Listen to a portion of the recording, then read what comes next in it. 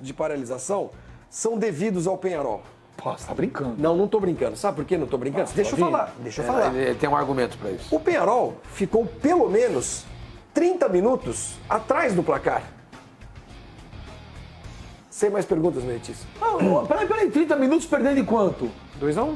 É grande coisa. Grande coisa o quê? 2-1. Ele não tinha interesse fase em de fazer grupos. cera. Não, senhor, 2-1 de grupos. Que interesse o Peñarol tinha ele fazer Eu não sei, cera, eu não sei se é enquanto tudo tá isso. atrás O do que não jogo. podia era tomar um saco. Imagina, é moral, é saldo de gols. Beija. Então beija. Então vou falar. Não vem com esse argumento fajuto. Então tá bom. O time tá atrás no placar, Então tá. vai fazer cera. Mas, numa fase de deixa eu mas fazer muito time faz isso. O que eu quis Ele dizer- segura o jogo nos últimos 10 minutos, eles tentam Deixa eu fazer uma mais. pergunta aqui. gente, Jackson Follman. Palmeiras tem um dos melhores times do Brasil. Certo? Certo. Palmeiras jogando em casa, 45 mil pessoas. Quem num jogo Palmeiras e Peñarol tinha interesse de ir pro jogo e quem de não ir pro jogo? Bom, isso é outra pergunta. Palmeiras.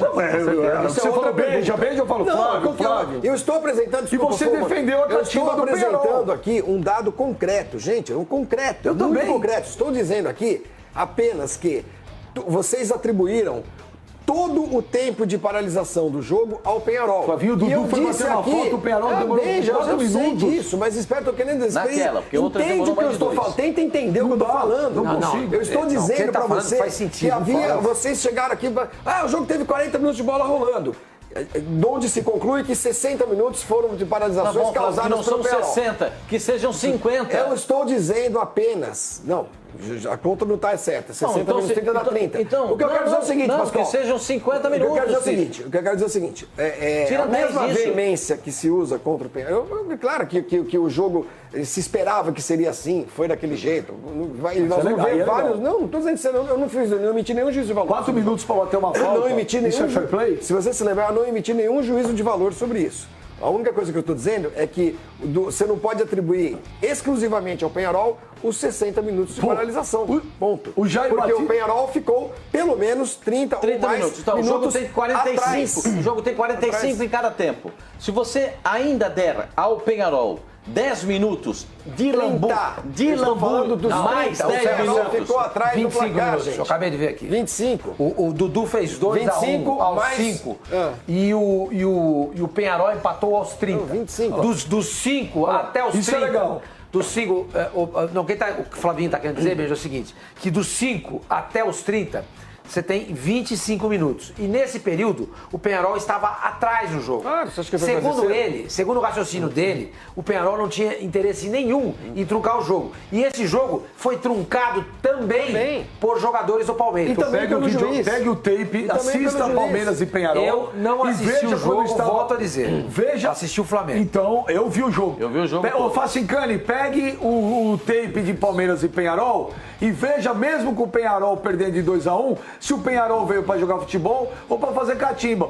Mas aí, o Jair Batista Júnior, eu concordo plenamente com ele aqui, Facincani. Somos uma sociedade do faço o que eu digo, mas não faço o que eu faço. No Brasil, a malandragem é o esquema. Quer dizer, eu falo um negócio, mas na prática tem que fazer outro, Facincani. Espero que não seja mais assim. Mas não vai, também espero. Mas eu acabei de dar o exemplo, Benja, que não é uma prática só do Brasil, entendeu? Em outras partes do mundo, em outras culturas também isso ocorre. Ontem mesmo no Campeonato Belga. Acabei de citar aqui, nenhum jogador do Ostende da Bélgica foi ao árbitro dizer que a bola bateu nitidamente no peito do zagueiro do Anderlecht quando ele marca o pênalti. Na Bélgica. Mas semana que é um dos passada, países mais Real e evoluídos do Bayern. mundo. Semana passada pela Champions, Bayern e Real. Beija, O Marcelo, a bola bate no peito, tem uma nítido. outra Mas você tem situação mais que contribui casos muito. desse acontecendo na Europa do que aqui. Aqui foi a primeira vez que aconteceu. Sim, e criou-se talvez aí a principal polêmica Não do foi a futebol primeira brasileiro vez. até O agora. Pascoal falou que quando ele Mas, ô, Benja, era repórter em campo, ele viu lá o fair play já começa antes mesmo da bola rolar entre os jogadores.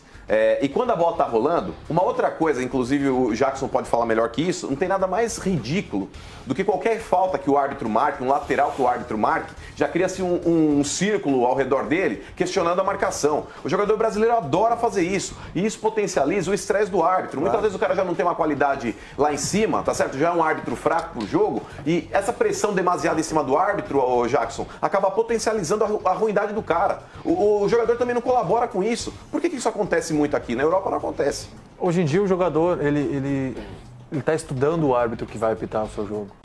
Então ele usa a seu favor isso aí. O árbitro é fraco, vamos pressionar, ele vai dar cartão, ele vai, entende? Então,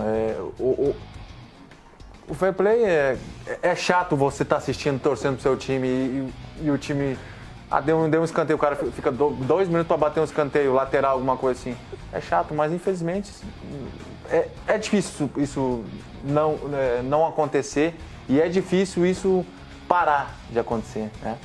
Vai ter sempre fair play, só que vamos usar o nosso termo, é irritante, né? É muito irritante. Ainda mais, no meu caso, ainda mais eu tô jogando e o meu time tá perdendo. Poxa, o cara vai lá, demora 2 minutos pra bater um lateral, demora... Irrita, cara. O cara vai lá, coloca a bola pra bater o escanteio e sai, vem outro pra bater alguma coisa assim. Jackson, é muito. O Dudu É por isso que eu foi 4 citei minutos pra bater Benja. uma falta, 4. Isso tem que ser... Minha opinião, claro que a gente tem que ver sempre os dois lados, quem tá ganhando e quem tá perdendo.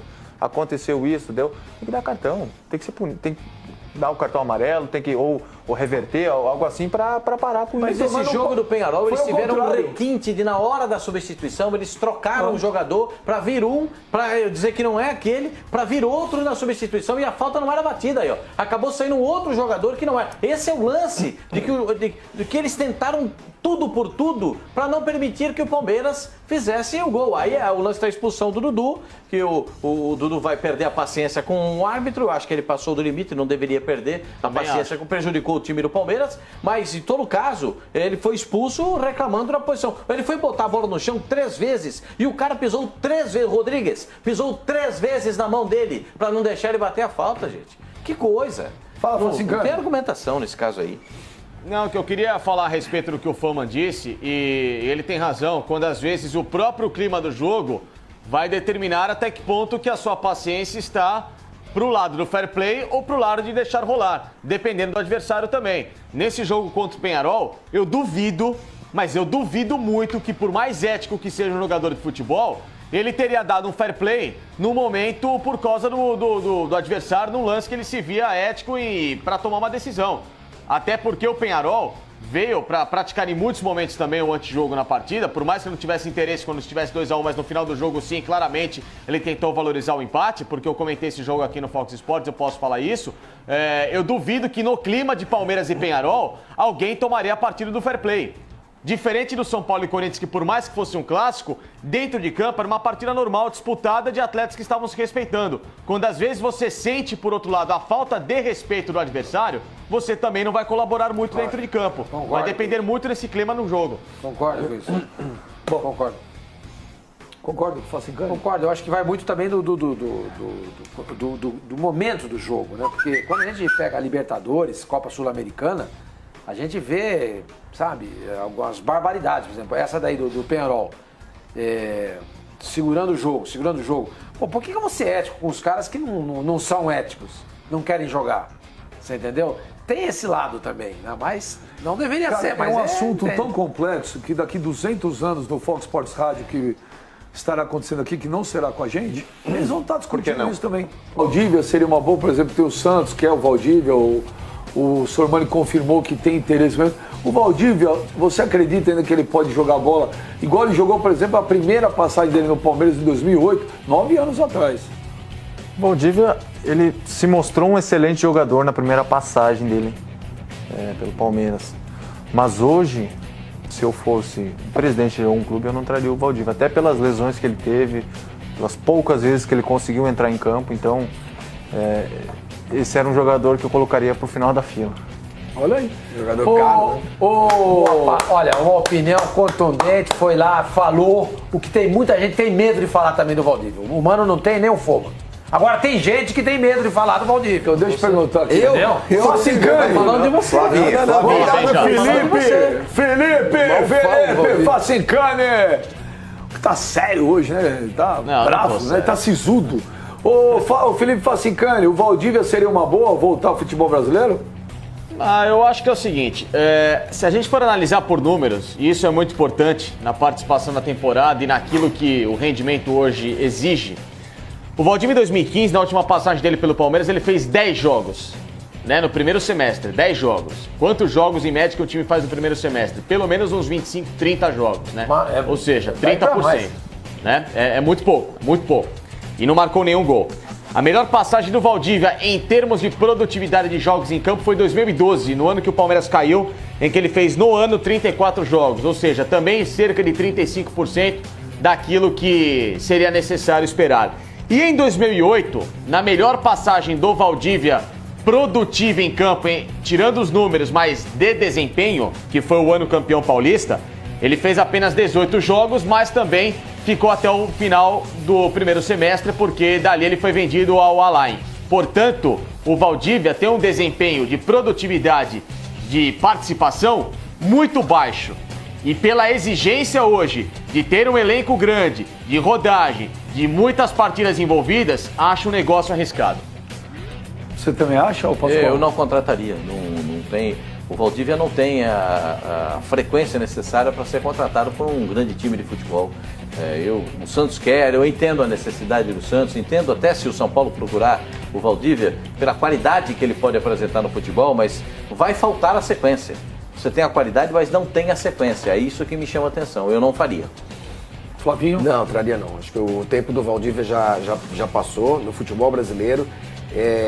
Você estava lembrando, Beija, de 2008, quer dizer, já são 9 anos e 9 anos de muita inconstância, muitas contusões, futebol mais ou menos.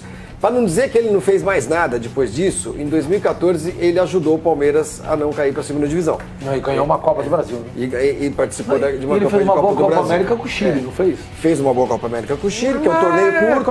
Cozinha, né? Boa. Que é um torneio curto, não foi espetacular, ele não foi o destaque do time. Ele era reserva, né? Exato, mas enfim, ele não atrapalhou, né, Pascoal, e o Chile foi campeão. Então acho que esses números que o Facicani trouxe e os que o Melo trouxe também, do que ele está fazendo na Arábia hoje, acho que não indicam, até porque é um jogador de salário alto, né? Não acho que seria uma boa, não. Mas olha, não me espantaria se o Santos contratar o jogador. Porque o Santos tem sido uma mãe aí para alguns jogadores. Vídeo o caso do Leandro Donizete. Um jogador de 34 anos, foi feito o contato com ele de 3 anos. O Valdívia me parece que tem 34 anos também. E do jeito que o Santos é generoso com os atletas veteranos, é possível que se faça um contrato de 5 anos com o Valdívia. É possível. Gente, olha, não é possível que todos nós aqui estejamos errados. E aquela sua informação procedia, né? Do qual? Que o Santos pediu. Qual delas, né? Não sei. Nossa, São várias que humildade. informações. Isso é um poço de troféu humilde. Ninguém é mais humilde que ele. Dá um sorriso lá, Zé Humilde. Final de Libertadores, o meu Palmeiras venceu. Muita força de vontade, muita garra, muita luta. O Palmeiras campeão, ganhou mais uma disputa. Mas a arquibancada não parava de cantar.